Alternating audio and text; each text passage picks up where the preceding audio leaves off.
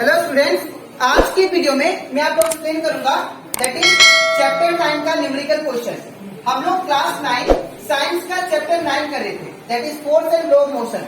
इसके पिछले वीडियो में पार्ट 1 से लेके पार्ट 4 तक मैंने आप लोगों को इस चैप्टर का जो भी एनसीईआरटी में न्यूमेरिकल क्वेश्चन था वो सारा एक्सप्लेन कर दिया, ठीक है। और इसी के साथ साथ हम लोग इस चैप्टर का दैट इज लेक्चर 1 से लेके लेक्चर 6 तक मैंने आप लोग को हर एक टॉपिक डिटेल में एक्सप्लेन किया, ठीक है। तो अगर आपको एमसीक्यू में जो कि आप लोग का बोर्ड एग्जाम में 45 मार्क्स का आता है, ठीक है, उसमें अगर अच्छा मार्क्स स्कोर करना है तो आप लोग इस चैप्टर का हर एक टॉपिक अच्छे से सीख लीजिए, ठीक है। और उसी के साथ साथ मैंने अभी तक मैंने क्लास 9 साइंस का chapter 1, chapter 2, chapter 3 and chapter 8 में का जितना भी टॉपिक था हर एक टॉपिक मैंने डिटेल में एक्सप्लेन किया, ठीक है। और चैप्टर 8 का न्यूमेरिकल क्वेश्चन भी मैंने आप लोग को एक्सप्लेन कर दिया एनसीईआरटी में जो था, ठीक है। तो अगर आपको अगर किसी में भी कोई भी टॉपिक में डाउट लगे तो आप लोग उसको मेरे यूट्यूब चैनल में जाके उसको देख सकते हो, ठीक है। तो स्टार्ट करते हैं अपना क्लास। यहाँ पे हम लोग को बोला गया है, ध्यान से देखिएगा, ये क्वेश्चन जो लिया है मैंने एनसीईआरटी पेज नंबर 124 से लिया गया है, ठीक है। आज का वीडियो लेक्चर नंबर पार्ट 5 है, ठीक है। ये एग्जांपल 9.6 करेंगे हम लोग। एक बुलेट ऑफ मास 20 ग्राम, एक बुलेट है जिसका मास कितना है 120 ग्राम।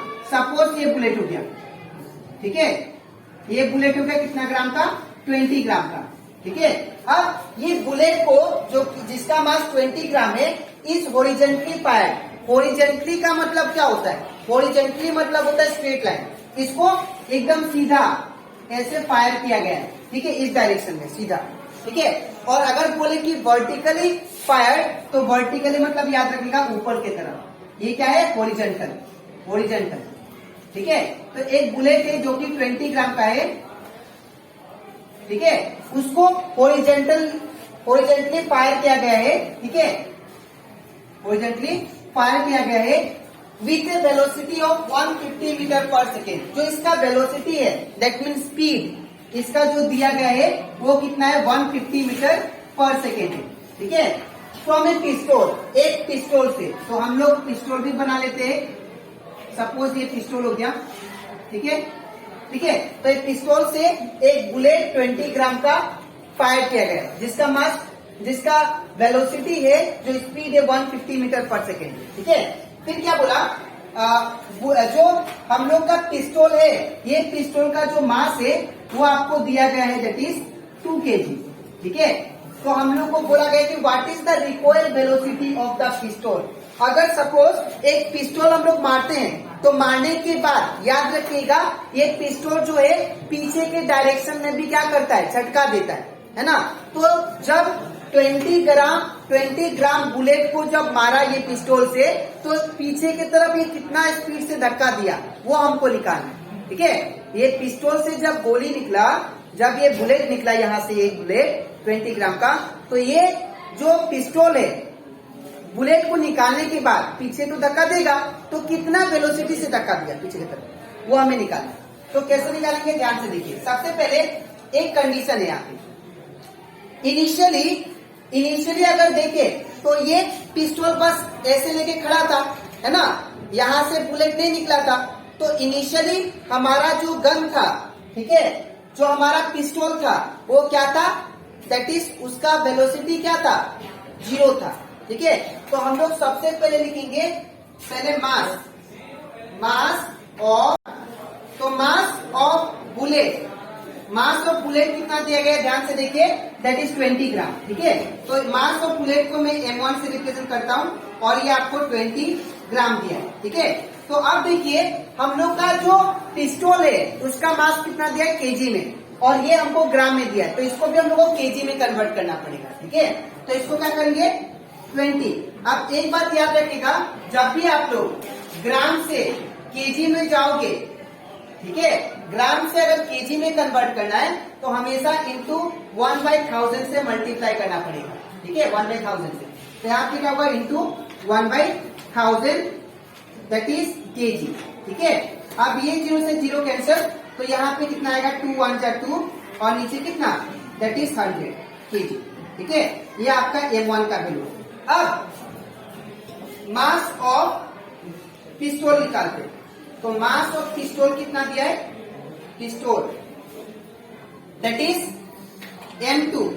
तो मास ऑफ पिस्टोल आप लोग को दिया है दैट इज 2 kg, ठीक है। तो यहाँ पे क्या होगा 2 kg, ठीक है।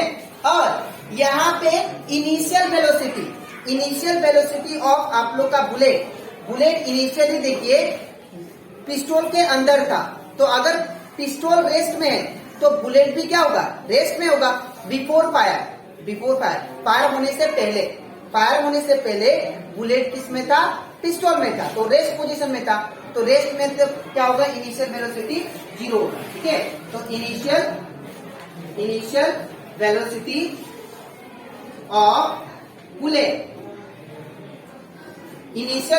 Of bullet that is u1, ये कितना होगा, दैट इज 0 मीटर पर सेकेंड, ठीक है। Next initial velocity of pistol,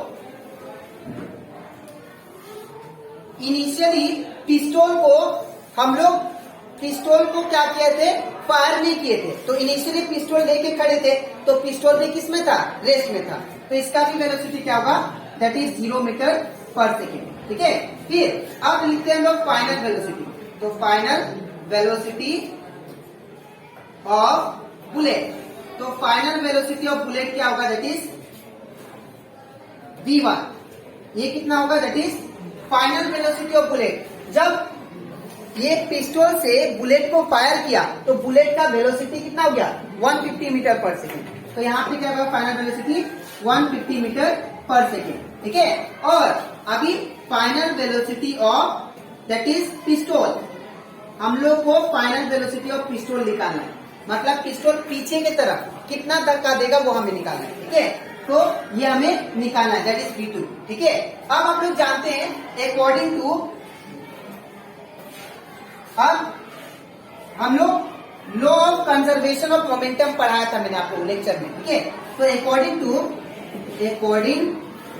to law of conservation of momentum क्या जानते हैं हम लोग, दैट इज इनिशियल मोमेंटम जितना होता है वो किसके बराबर होता है, फाइनल मोमेंटम के बराबर। ये हम लोग कहाँ से जानते हैं, हम लोग law of conservation of momentum से जानते हैं, ठीक है। तो यहाँ पे क्या होगा, इनिशियल मोमेंटम क्या होगा, इनिशियल का होगा m1 u1 plus m2 u2 is equal to m1 v1 plus m2 v2, ठीक है। अब यहाँ पे वैल्यू को सब्स्टिट्यूट करते हैं, ठीक है। तो यहाँ पे वैल्यू देखिए आप लोग क्या है, m1 का वैल्यू कितना है, तो m1 का वैल्यू आपका 2/100 है, तो 2/100 इंटू u1 का वैल्यू कितना है, तो u1 का वैल्यू 0 है, तो 0 प्लस m2 का वैल्यू कितना है, m2 का वैल्यू 2, तो यहाँ पे 2 इंटू u2 का वैल्यू कितना है, तो u2 का वैल्यू आपका 0 है, तो यहाँ पे 0 इक्वल टू m1 v1, ठीक है। तो m1 का वैल्यू कितना है, तो 20 दैट इज 2/100 है, 2/100 इंटू v1 का वैल्यू कितना है, तो v1 का वैल्यू 150 है, तो 150 प्लस अब m2 का वैल्यू कितना है 2, तो यहाँ पे 2 इंटू v2 का नहीं दिया तो v2 का सेम, यहाँ पे v2 नहीं दिया है तो v2 का सेम। अब देखिए ये पूरा टर्म क्या जाएगा, 0 इंटू एनीथिंग क्या होगा 0 plus 0 into anything 0 equal to, इधर देखिए ये 0 से 0 कैंसिल।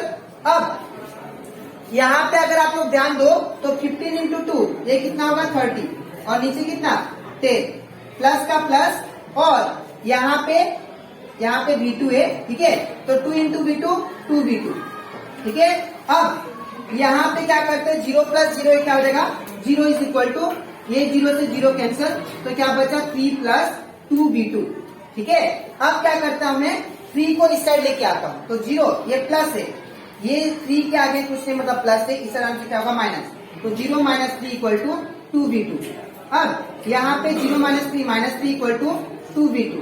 अब यहाँ पे इसको उल्टा कर देते हैं तो v2 इक्वल टू कितना आएगा, दैट इज 2/3 माइनस, ठीक है, और 2v2 माइनस 3। अब v2 को सिंगल छोड़ने से 2 मल्टीप्लाई में इस तरह से क्या होगा डिवाइड, तो V2 इक्वल टू क्या होगा -3/2। ठीक है, तो अगर इसको आप लोग डिवाइड करोगे 3 और 2 को, तो 2 1 जा 2 आएगा, -1 पॉइंट देंगे 0, 2 5 जा 10, तो यहाँ पे कितना आ गया 1.5, तो यहाँ पे V2 इक्वल टू कितना आ गया -1.5। ठीक है, और V2 का आप लोग जानते हो यहाँ पे वेलोसिटी का यूनिट क्या होता है, मीटर पर सेकेंड। मतलब ये जो पिस्टोल से बुलेट 20 ग्राम का जो निकला था वो 1.5 मीटर पीछे जाएगा। ठीक है, तो यहाँ पे लिखेंगे therefore the recoil velocity of the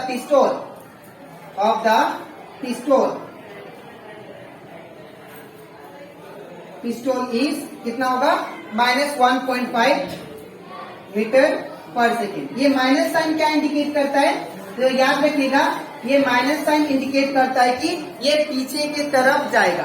ठीक है, माइनस साइन इंडिकेट करता है कि ये पीछे की तरफ जाएगा धक्का देके। ठीक है, तो आई होप आपको ये भी क्वेश्चन अच्छे से क्लियर हो गया। तो ये कंप्लीट हो जाता हमारा एग्जाम्पल 9.6। ठीक है, अब इसके नेक्स्ट वीडियो में मैं आप लोगों को सिखाऊंगा दैट इज पार्ट 6 में जो बचा है न्यूमेरिकल क्वेश्चन बाकी एनसीईआरटी का चैप्टर 9 का वो सारा। ठीक है, तो आज के लिए इतना ही, मिलते हैं नेक्स्ट वीडियो में, तो थैंक यू।